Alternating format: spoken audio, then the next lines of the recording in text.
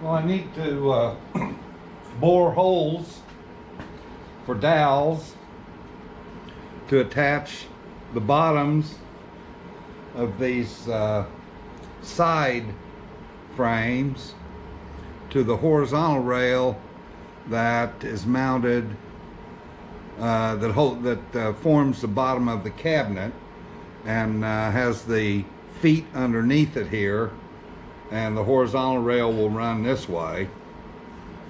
But at any rate, that's attached with dowels. So I'm going to bore 5 holes in each of these side panels. Welcome back. If you remember last time, we drilled dowel holes in the bottom of those side panels that we assembled. In this one, we're going to put together those side panels with the front and back. We'll mark and drill mating holes in that horizontal bottom rail so that we can then attach it to that case that we just assembled. And we'll also make some slides for a hidden drawer feature that we're putting into the top of the front rail. And you might want to stay tuned to the end of this because I'm going to show you a real screw up that I made. We'll have the carcass assembled, just clamped. I'm not ready yet. There's a few things that I need to finish up on it, but I want to do that after assembly. So I just have it clamped together. I have that temporary block there to square up the front. And what I've done is I've put a clamp here to locate this block so that it will, if I set it back on here, it'll go in the same place so that the back is flush with the rear. And I've done that on both sides. Okay. What I need to do is mark those dowel locations, and it's a little bit of a tedious process, but these are dowel centers. Let's see, those of you who are familiar with centering punches, this is the equivalent of that, and this end here is set up so that it's the same diameter as the dowel hole, and this end right here has a center point marker, so that if I lift this up and I install these in 2 holes, when I set it down, it'll locate those dowel centers so that I can then drill them. And then I'll progress up the unit from rear to front and be able to drill 2 holes at a time, 1 on each side, until I get all the dowels in the unit. Okay? It'll take me a little bit of time to do it that way, but it's the best way I've found. Now, if I had a bunch of dowel centers, I could just install them all in the holes and drop it on there one time, but I'm not going to buy a bunch of dowel centers just to be able to make this one piece. I have 2, and that's what I'm working with. So the process is to lift it up, install the dowel centers, and install it back, registering against this corner and this board that's clamped into the front here. Let it make an impression, then remove it, drill the holes, remove the dowel centers, and move the dowel centers to a different location, and rinse and repeat my way all the way up to the front. It'll take some time, so we'll probably do this on a time lapse. It's a one-shot deal. Using dowels to join 2 pieces of wood together is a really good strong joint. It's really nice to be able to have them joined together without having to make tenons and mortises or dovetails, and certainly much stronger than just putting screws in it, but they're a little finicky.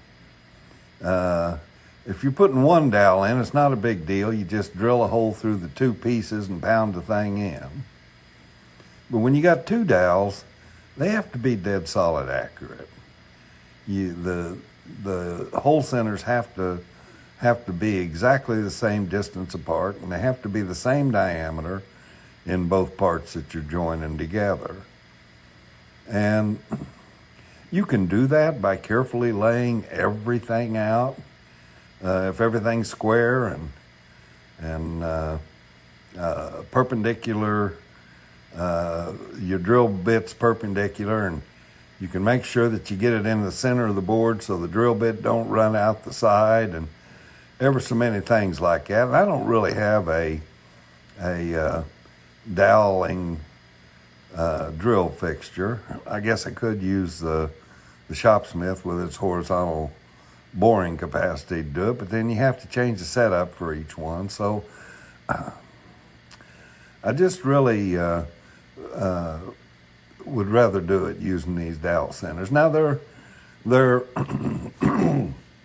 pardon me, they are just a little bit particular. You have to make sure that when you use them, you put everything exactly where you want it, so you do have your hole centers transfer. But having used them for several years, I've found that they actually work very, very well for transferring those hole centers. And you'll see here, I'm just progressing from the front to the back, moving them one hole at a time, tapping it a little, getting the mark. Then I'll take it over and use the drill press to drill all those holes out at one time. And then they'll all be perfectly plumb, perfectly centered, all the way through the board. And you'll see when I assemble this together that they actually fit very, very well.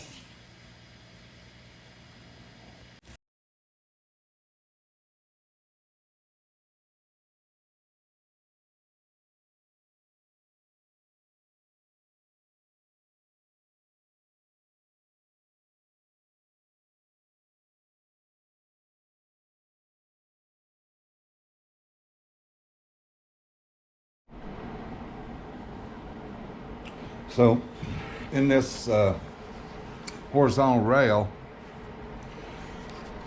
the back side, the bottom side, is where the pineapple feet attach.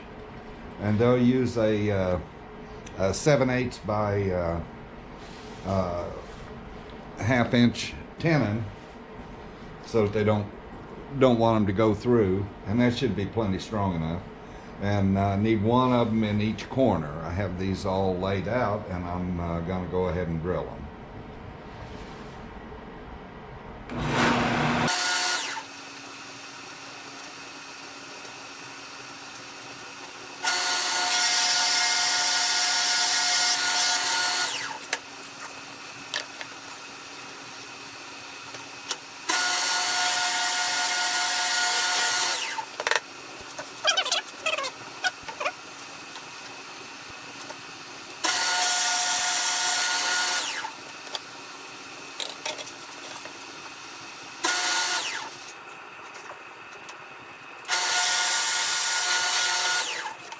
Okay, well, I'll get those.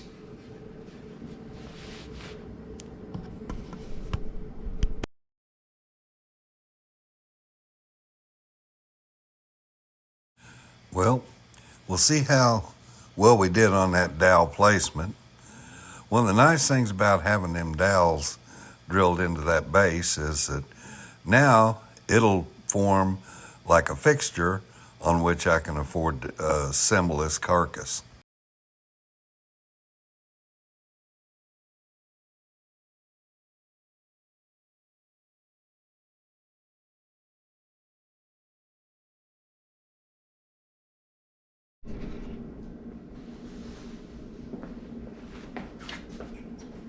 Well, I'm ready to assemble the carcass.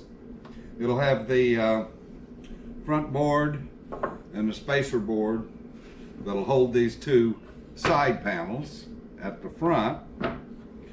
And then at the rear, it'll have the back panel in it. And then once I get that all square, I'm going to put the horizontal rail that just put the dowels in. I'm going to install it in the holes here on the top. So I'll be assembling it upside down. So the top portion of it will actually be the bottom of the nightstand. Temperature's about 60 degrees. So the glue give me probably the best time I can get for the amount of dry time for the glue. So I think I've got everything gathered up. I'm going to go ahead, set up, and get this going.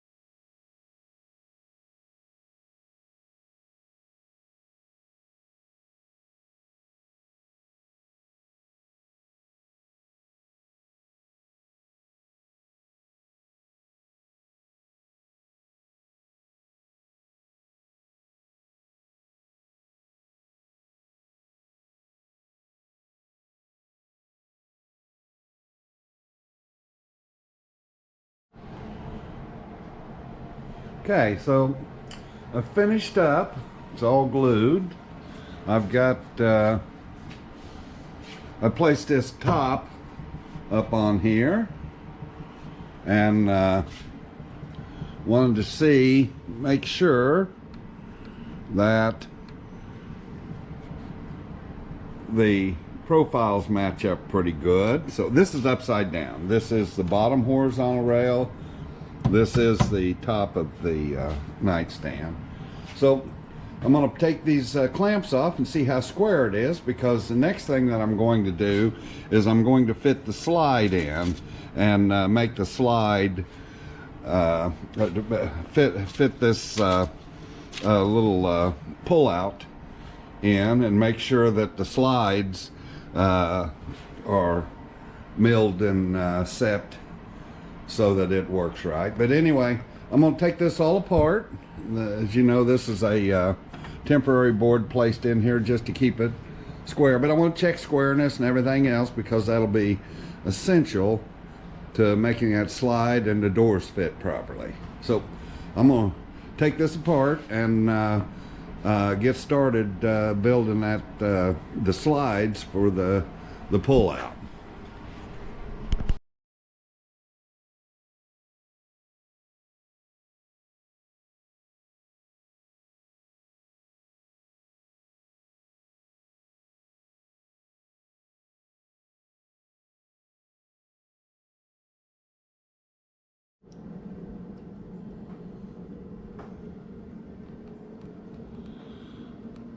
Well, I was going to make a special milled piece of wood into a slide, but I got to looking around and I found out I had this transition piece here.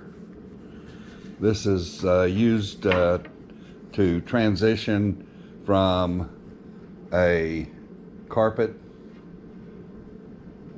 to tile, or if you're putting in a laminate floor, this is the right thickness, right at a 1/4 inch to put the laminate here and the tile back here.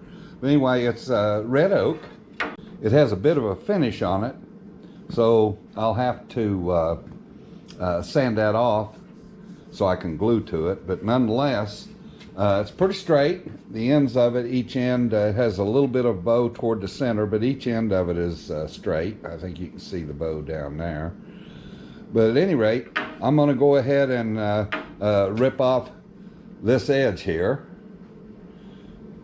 So I have the saw set up. I'm going to go ahead and rip that, and then we'll cut it to length and build some mounts so that I can put this in place and adjust it up and down and get it so that it's exactly in the right location for that slide to work easily.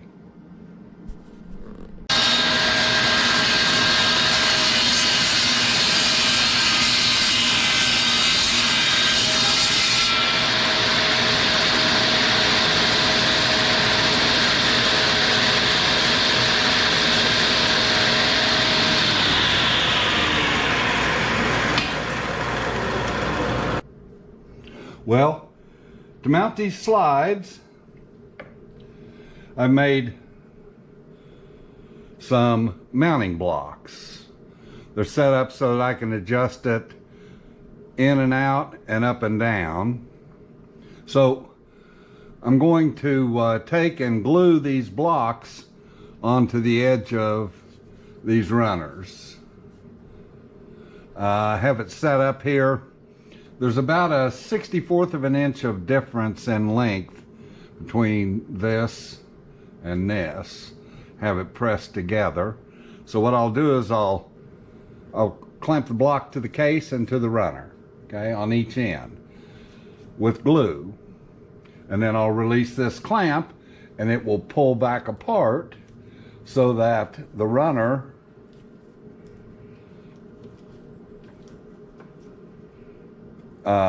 is slightly shorter, because it will expand this way, and these blocks here then won't be broken loose with any expansion. It'll just push out slightly on the case itself.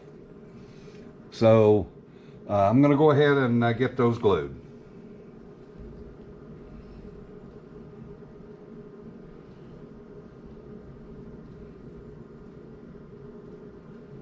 I have wax paper in here so that they won't adhere to the frame.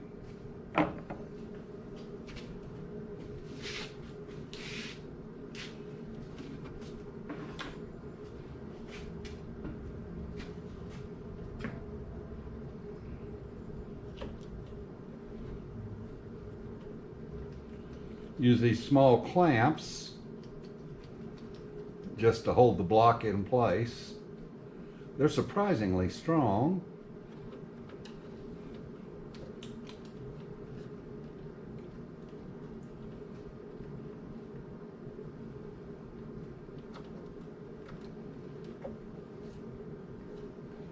And then some heavier clamps to clamp that together. But when I release this,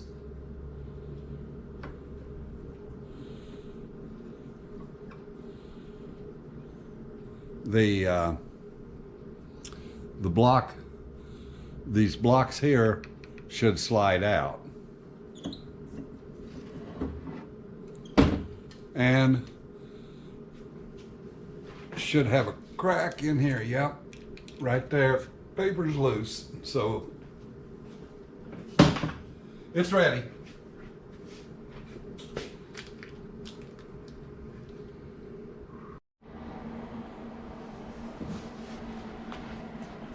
These are the slides that the pull-out fits on. I have them all finished up now. They're glued and screwed to the mounts.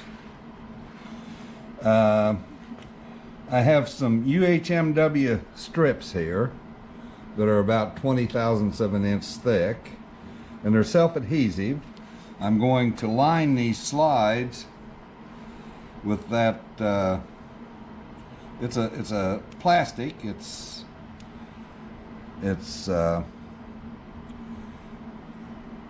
very slick, and it's used a lot as a self-lubricating, if you will, material when you have two surfaces that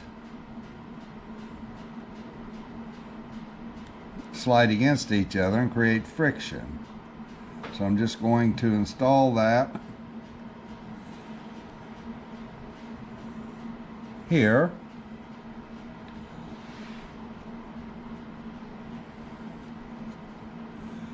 And I'm going to put it horizontally, which I'm doing right now, and then I'll put pieces vertically.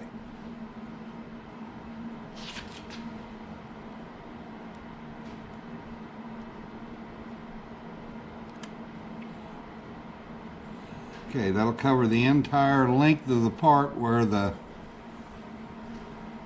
slide goes. The one on the side will only be at the front. It doesn't have to run all the way to the rear.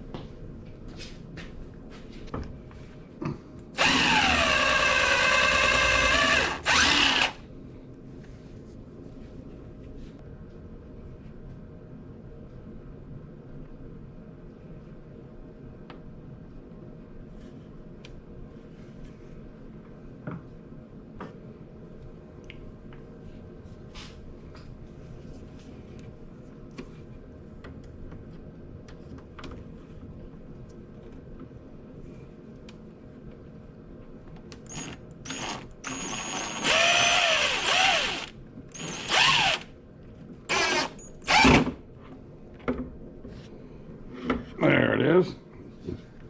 Bet I blocked you from seeing it. Well, not a big deal. You've seen screws put in before.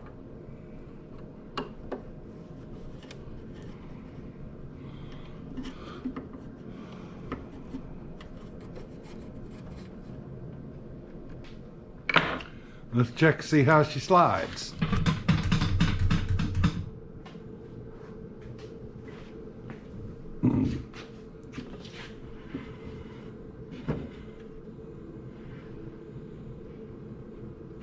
Perfect alignment. Gosh dang. Love it when it works.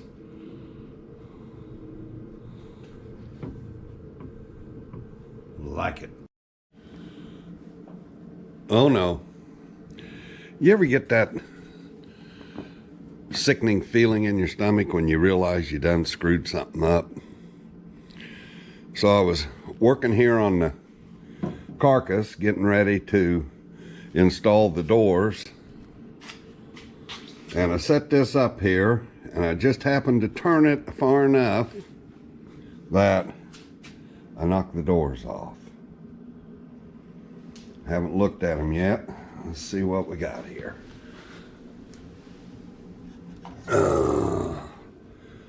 This one appears to be okay. No dings on it.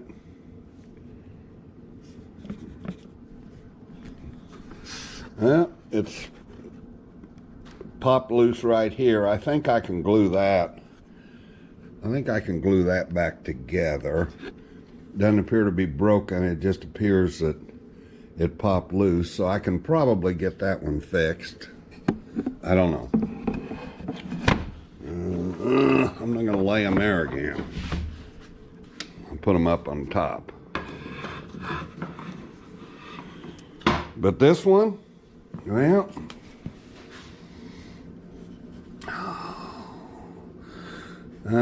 I can replace those rails and stiles. That's not a big deal.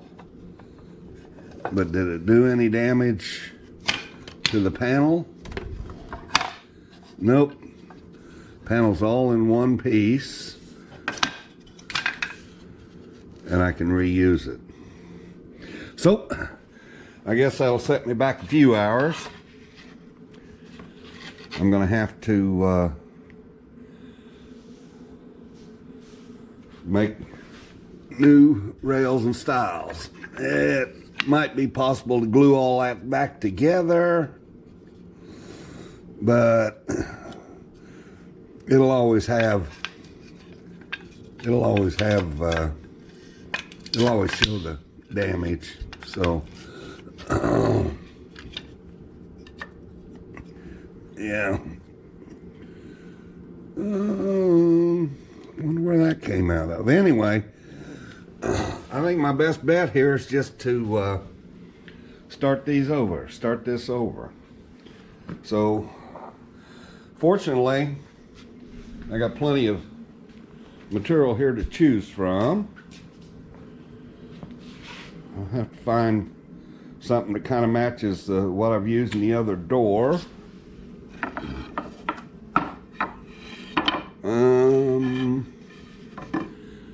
That's not real straight, and for a door you have to have them straight. Yep, I'll dig through this pile, see what I've got. Dad, burn it. In the next video, we'll go ahead and make the hidden slide, make a shelf to go on the inside, and assemble the turnings. Do appreciate you watching, and I hope you have nothing less than a wonderful day.